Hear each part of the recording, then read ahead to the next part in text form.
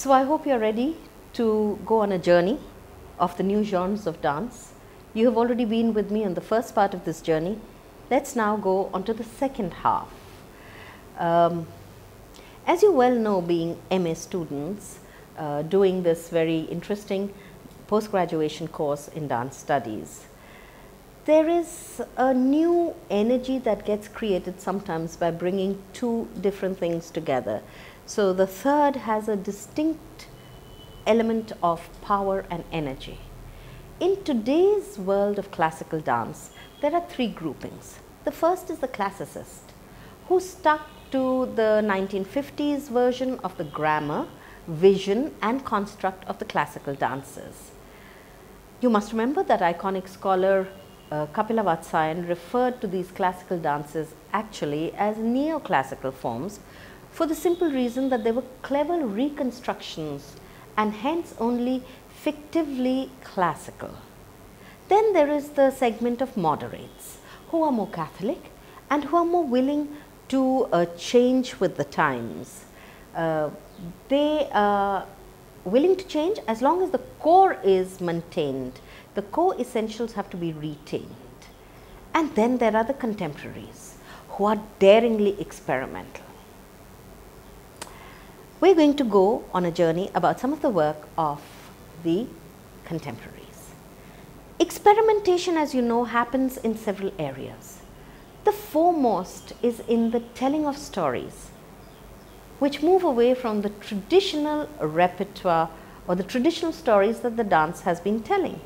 Now, this has been happening forever, as the poets wrote about new themes and the dancers therefore had new inspirations. All of this went to keep the art fresh. There is nothing fixed about art, neither in the form, nor in the content, nor in its music, nor its presentation, nor in its stories. In any case, once we were dealing with a new and independent India, which had different concerns from whatever had happened in the past, creative dances got more space and more scope. You remember Shankar's Labor and Machinery that captured the anguish of labor in a new industrializing economy? This was the economy of independent India. Eventually, classical dances also got on to the experimental bandwagon. I say this because you can give me the argument that Shankar's work was creative and classical dances are not.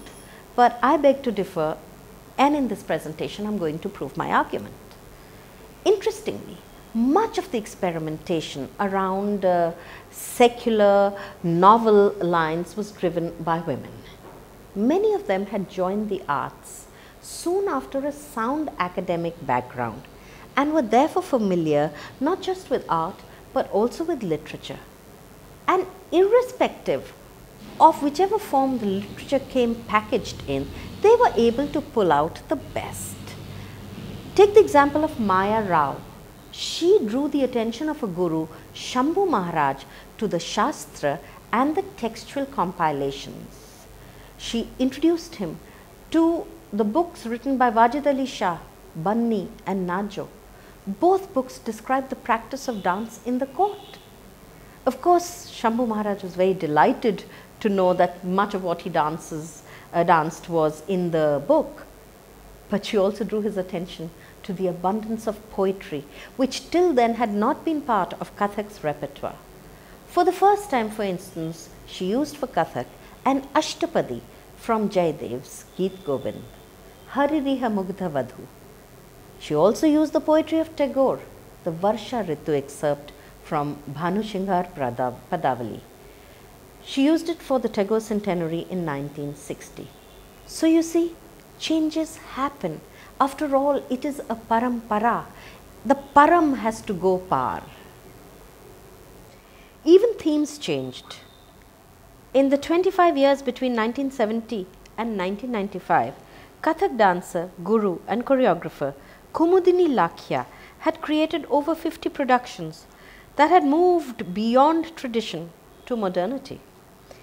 In a piece in 1969 titled Variation in Thumri, Kumudini Lakhya employed the projection of miniature paintings so as to draw out the link between dance and the other arts. The theme of the 1971 piece Duvidha was the conflict between tradition and modernity. She refused to accept tradition as orthodoxy. Some of her other works of this period include Dabkar in 1973, Drishtikon and Chayanat both in 1974, Yugal in 1978, Atah Kim in 1981, Okha Haran in 1990 and Sravan in 1992. They were radically different from all that had been seen on the Kathak stage this far. Not only was the look minimalist, but the choreography was non-linear and abstract, in a sense going away from the much touted description of Kathak as Katha kahe so Kathak kehlaye. Even earlier, the boundaries of Bharatnatyam had been challenged by none other than Mrinalini Sarabhai, who had learnt Bharatnatyam from Meenakshi Sundaram Pillai and Kathakali from Guru Kunjukurup. In 1949, she formed the Darpana Academy in Ahmedabad. It was here that she did her thematic experimentations. In her early work, Manushya, using Kathakali and Bharatnatyam, she explored the eternality of the soul. In 1961, it was Tagore's Tasher Desh, and later she was to work on complete abstraction in a choreography called Tat Tvam Asi. An empowered woman herself, coming from a family of strong women, she worked on many women-oriented themes, Shakuntala, Meera and Chandalika being some. She also did some significant work on the environment through choreographies like Aspirations and Ganga. Later, her daughter, Mallika Sarabhai, trained in the classical dance styles of Bharatnatyam and Kuchipudi, and a performer activist, was to do bolder stuff in the genre of dance theatre with productions like Sita's Daughters that was outstanding. She also played the role of Draupadi in Peter Brook's international production Mahabharat. Senior Kathak dancer and contemporary of Mrinalini Sarabhai and Kumudini Lakhya, Rohini Bhate not just experimented with music and tal, but also introduced contemporary poetry. Katputli, to the poetry of Bhavani Prasad Mishra, depicted the shackles women lived with. Interestingly, Rohini Bhate often penned her own poetry when she felt that a piece was not getting the push and power that she wanted it to. Uma Sharma created the dance drama Stree, hailed for its powerful thematic content and artistic presentation. A one-woman exposition, Stree depicted the position of women down the centuries and the search of the woman for an independent identity. Thus, the journey of classical dance to take modern themes, even activist themes, had begun. Many fell victim to this trend, including Pandit Ravi Shankar, who in 1990 produced and directed the dance drama Ghanshyam in the United Kingdom. It was not only performed in the United Kingdom, but also travelled to the USA.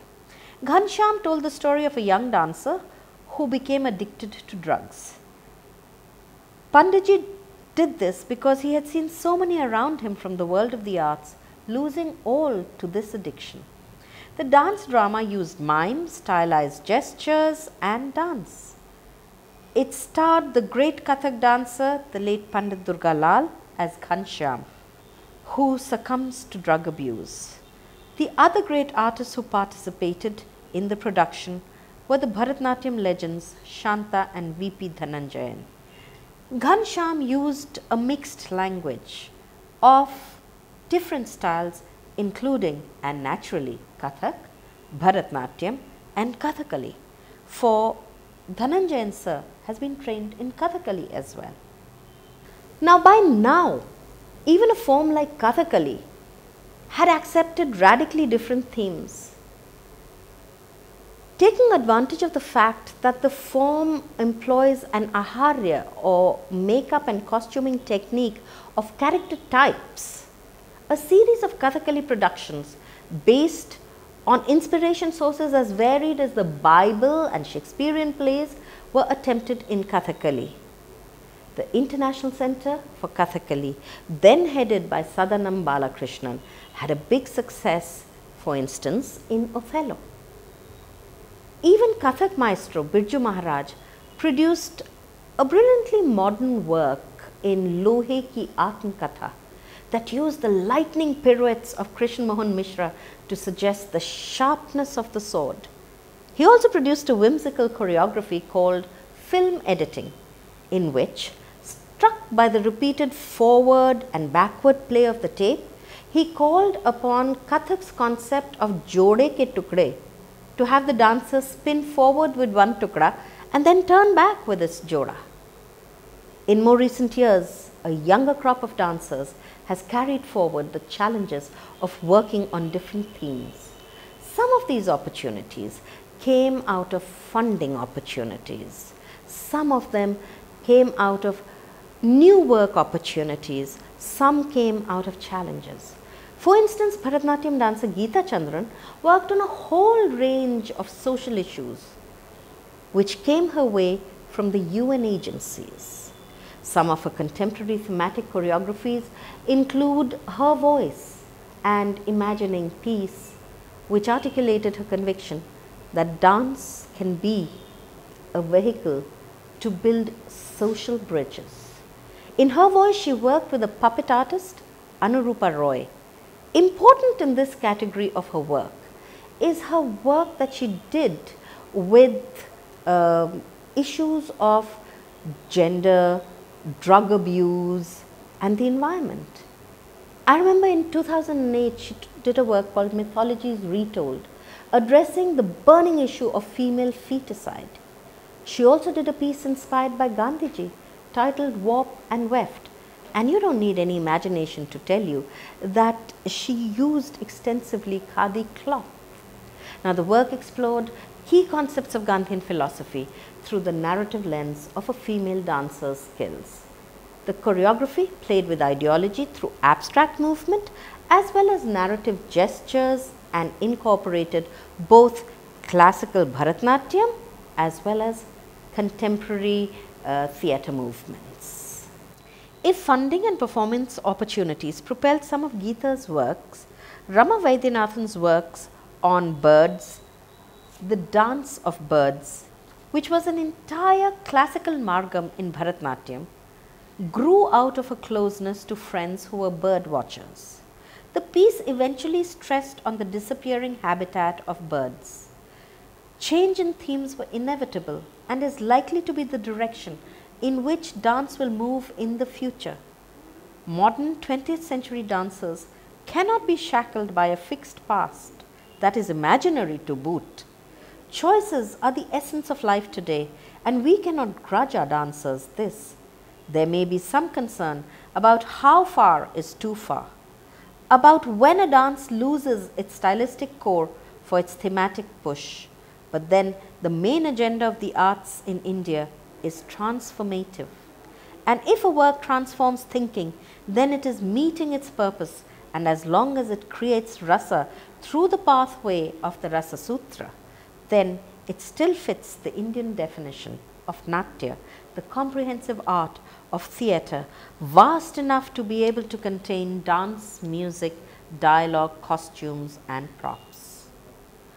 When Kathak dancer Aditi Mangaldas was selected for the Sangeet Natak Academy Award in 2012, it was for the category Creative and Experimental Dance. Aditi turned down the award, claiming that it was being offered to her for the wrong category. All her work, she claimed, had been in the field of Kathak. 80% of it was in the classical idiom and 20% of it was in a contemporary expression, which is also strictly rooted in Kathak.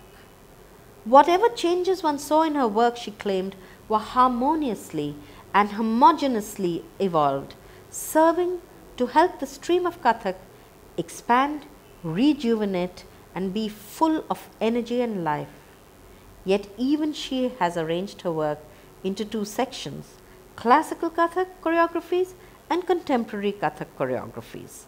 Amongst the former are footprints on water, uncharted seas, Samved, Seeking the Beloved and Immersed. Among her choreographies in the contemporary Kathak list are Textures of Silence, Timeless and Now Is. Her 2013 work Within is described as a mix of classical and contemporary Kathak. Thus, boundaries are neither held sacred nor flouted, but pushed organically by each contemporary dancer. If at the helm of bringing in thematic change were women, then at the helm of bringing in a new language of dance that went beyond the familiar kinetics of that particular dance style was also a woman. Her name, Chandralekha.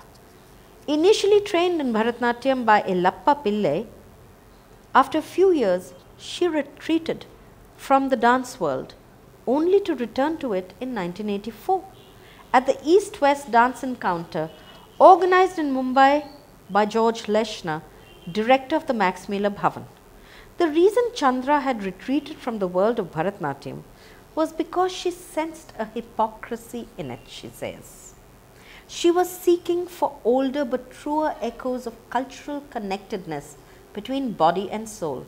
She found these connections with yoga and Kalaripayat. She stunned her audience on that occasion with her choreographies, Tillana, taken from her 1961 work, Devadasi, and Navagraha, a choreography she did in 1972 with the great dancer Kamdev, and an excerpt that she showed from her new work, Primal Energy. This was just the beginning. In 1985, she came up with Angika, which included the sequence of the female dancer riding a male, recalling immediately the power and image of Durga. The kinetics of her work were driven by a search for the spine, accounting for her choreographies justly being described as resistive. Even Leelavati, which she created in 1989, was done in a minimalistic manner with a unique oral and movement signature. Subsequent works included Prana in 1990, Shri in 1991, Bhinna Pravah in 1993, Yantra in 1994, Mahakal in 1995, Raga in 1998, Sloka in 1999 and Sharira in 2001. By the end, the Bharatanatyam element had pretty much vanished. A boldness and sensuality tinged the primarily Kalaripayat and yoga-based kinetics. Chandra had succeeded in finding core connections. For Sharira, she used music that had certainly never been used for Bharatanatyam before. She used the sonorous voice of the Gundecha brothers as they sang Jagat, Janani, Jwalamukhi, an ode to the power of the feminine. At the 1984 East-West encounter, another force was born that flashed like a comet across the sky. This was Manjushri Chaki Sarkar. Regrettably, the flash was short-lived, and both she and her daughter, Ranjavati, herself a brilliant dancer, died within a few years of each other. After living abroad for several years and training in modern dance, Manjushri returned to India to develop a new language of dance called Navanityam. Navanityam drew on the major classical dance forms along with Chau, Thangta and Kandyan dance. These were its three inspirations. Manjushri's Dancers Guild created unforgettable choreographies like Tumari Matir Kanya, a version of Tagore's Chandalika, Aranya Amrit, based on the legend of the Bishnois, a traditionally environment-friendly community, Kronchakatha, and Parama Prakriti.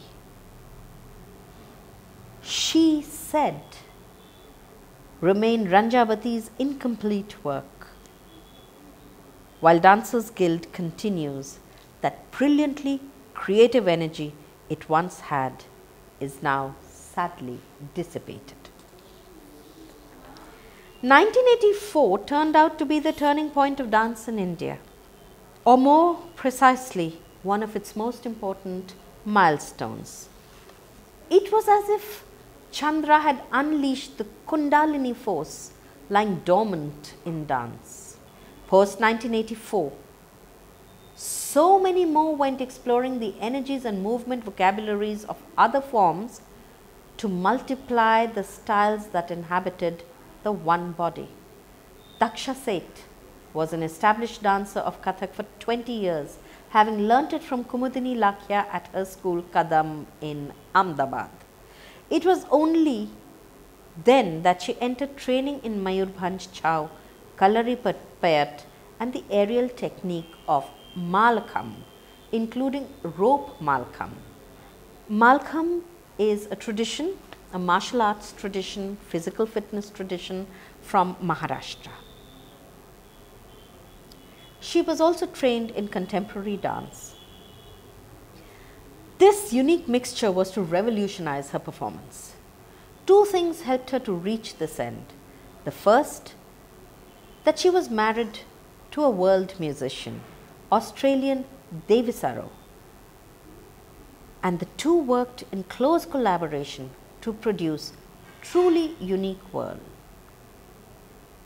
Secondly, she retreated into the recesses of Kerala, far from the madding crowd, which permitted her to develop her work in solitude and without distractions. Both these factors helped her to create unique work that was eagerly awaited. Since 1996, when she introduced aerial techniques, her work has developed the advantage of another dimension as she choreographs along both the horizontal and the vertical axis.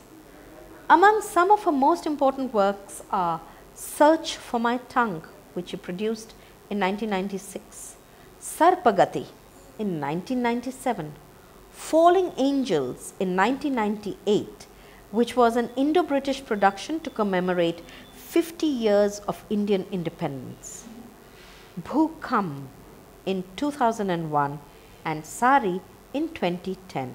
Daksha's most recent work, Shiva Shakti, created in 2012, draws from tantric mysticism and is about the release of the Kundalini. Italian actor Iliana Chittaristi, recipient of the Padma Shri in 2006 and the National Film Award for Choreography in 1995, has made India her home since 1979. In India, she trained in Odissi with Guru Kelucharan Mahapatra. Subsequently, she trained in Mayurbhanj Chau for 6 years under Guru Sri Hari Nayak, earning the title of Acharya from Utkal Sangeet Mahavidyalaya in Bhubaneswar. From 1985, she has been choreographing works using a mixed language, sometimes Chau and creative, as she did in Narcissus, a solo presented in 1985, or Panchabhuta, which was a group work which she presented in 1996, and Jaraja, a group work that she presented in 2003, which is based on the first chapter of the Natya Shastra, in which she additionally used Thangta as well. The duet she produced in 2006 called Tantra used a blend of Chau, Odissi and creative movement. Iliana helped create Odisha's martial arts festival out of her love for the energetic kinetics of martial arts practices, all of which she has employed in her own work. Like Iliana, Navtej Johar was an actor before he was drawn to Bharatnatyam. He learnt Bharatnatyam at Kalakshetra first and then with Leela Samson at the Sri Ram Bharatiya Kala Kendra in Delhi. He studied at the School of Performance Studies at New York University. He has collaborated with some of the best international performance and music artists of the world and has danced at the most prestigious venues. He is always open to new associations and has been part, for instance, of Shiba Chachi's art installations and Deepa Mehta's films. He is known as a cutting-edge choreographer whose work is layered and resonant. He was the performance director of the Queen's Golden Jubilee Parade in 2002. A long-time student of yoga, he trained in Patanjali Yoga with TKV Desikachar. Since 1985, he has been teaching yoga and employs innovative ways of imagining and teaching it. He created an instant buzz with his work of 2000 called Meenakshi, in which he theatrically illustrates the magical attributes of the Devi. The 2007 refined version of Fana Revisited, set as a duet with singer Madan Gopal Singh and singer Ilangovan, was a seamless coming together of the poetry of the North and the South. Another coming together was encapsulated in Johar's 2009 choreography Mango Cherry Mix, performed as a duet with Japanese dancer Hiroshi Miyamoto, whom Johar described as a familiar other. As both of them were from different countries, admittedly, yet both were from Asia. In Grey is also a color. Commissioned in 2010 by the Sangeet Natak Academy, Navtej Johar took a theme based on social inequities based in South Africa, which pushed classical norms really to the margins. Astad Debu has been described as a pioneer of modern dance in India. He was trained in Kathak and Kathakali, and despite all the neutralization that happened as he developed a unique kinetic, post-training in the Martha Graham and Jose Limon dance techniques, and as an apprentice to Pina Bausch and Alison Chase of the Pillow Bolus Dance Company, they still appear in flashes in his work. He has also been inspired by dance in Japan and Indonesia, and with the martial art practice of Manipur's Thangta. By interweaving all these different elements, he has created a dance theatre style of his own, which successfully assimilates Indian and Western techniques. He has experimented with a variety of forms, themes, concepts, collaborations, and even performance spaces. In 1969, he danced in an improvised manner with Pink Floyd at a fundraising concert. In 1986, he choreographed for Maya Plisetskaya, the diva of the Bolshoi Theatre Ballet Company. He also choreographed for M.F. Husain's film Meenakshi, A Tale of Three Cities. He has worked with hearing impaired dancers and produced road signs with them. At Khajuraho for the dance festival in 2000, he performed with the Gundecha brothers. Celebrations is his work with the Thangta artists.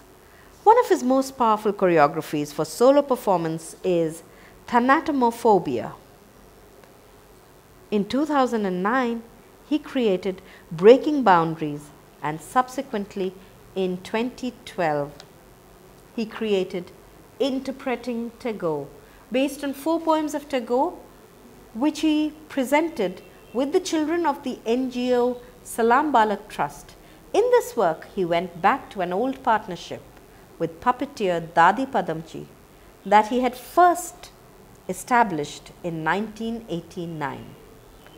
Padmini Chetur, principal dancer and choreographer of the Padmini Chetur Dance Company, was originally trained by Chandralekha, many of whose productions she participated in since 1991. In the 10 years that she worked with Chandralekha, she performed the productions Leelavati, Prana, Angika, Shri, Bhinna Pravah, Yantra, Mahakal and Sharira.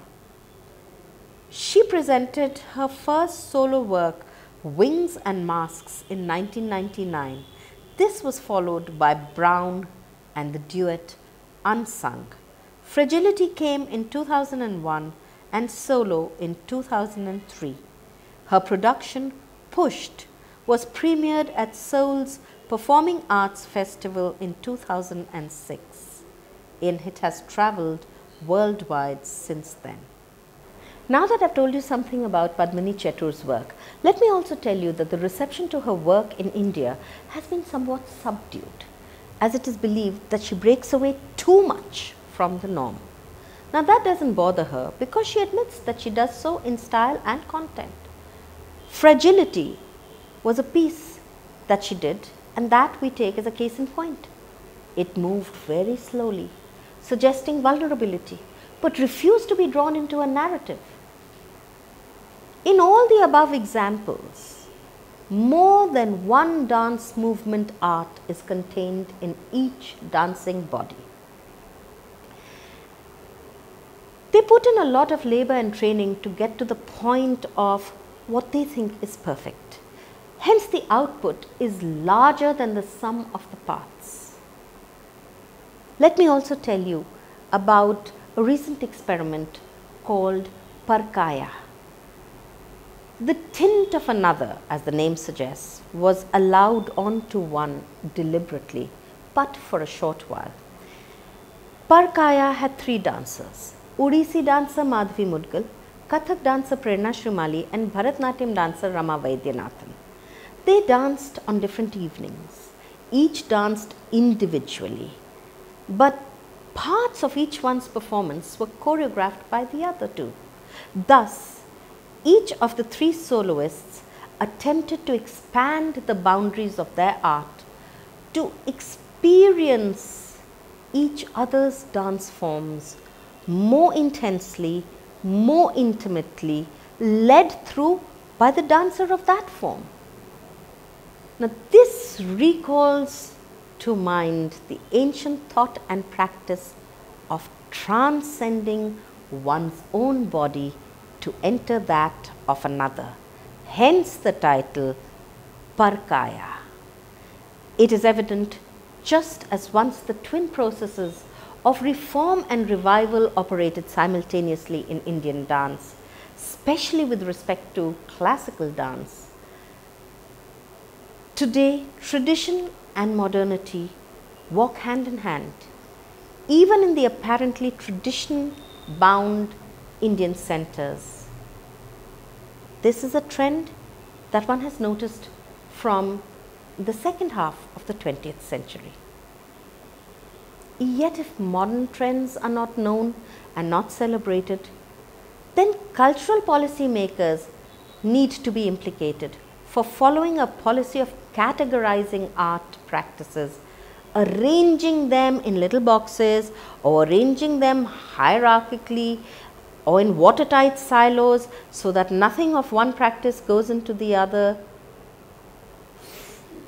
When you fund select and limited categories, because familiarity is a comfort zone, you somehow do a disservice to the implicit energies that come when different forms come together to create new genres of dance.